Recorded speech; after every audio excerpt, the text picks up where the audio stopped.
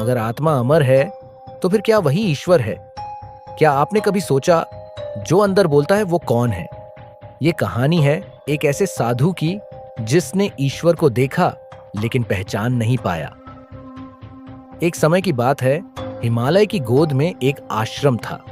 वहां एक सन्यासी रहते थे, नाम था ऋषभाषी वेदांत। उन्होंने जीवन भर तप किया, वेद पढ़े, मंत्रों का जाप किया, लेकिन एक सवाल उन्हें खाए जा रहा था, ईश्वर कौन है और आत्मा क्या है।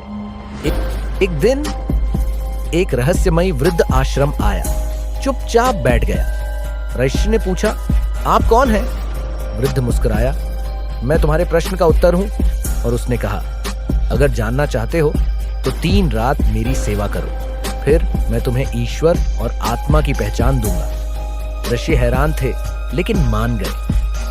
पहली रात वृद्ध ने कहा, आज तुम मेरे पैर दबाओ और चुप रहो। रात भर ऋषि ने सेवा की, लेकिन वृद्ध कुछ नहीं बोला। दूसरी रात वृद्ध बोला, आज तुम ध्यान लगाओ और जो सुनो वो बताओ। ध्यान में आर्षि को अजीब दृश्य दिखे, जलता हुआ दीपक और एक आवाज, तू है, तू ही है। लेकिन ऋषि समझ नहीं पाए। तीसरी रात वृद्ध ने कहा, आज मैं तुम्हें छोड़कर जा रहा हूं, लेकिन उत्तर यही है। और सुबह होते ही वृद्ध गायब हो गया।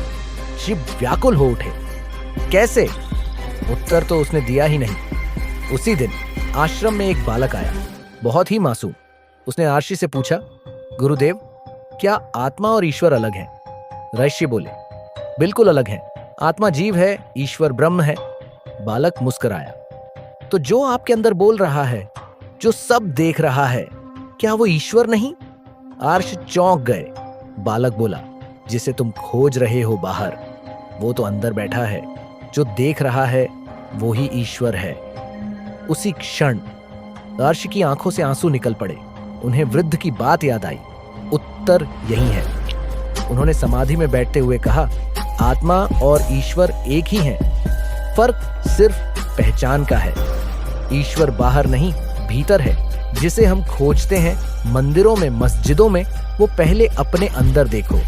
आत्मा की पहचान ही ईश्वर की पहचान है, और यही सत्य हमारी सबसे बड़ी यात्रा है। जय श्री कृष्ण।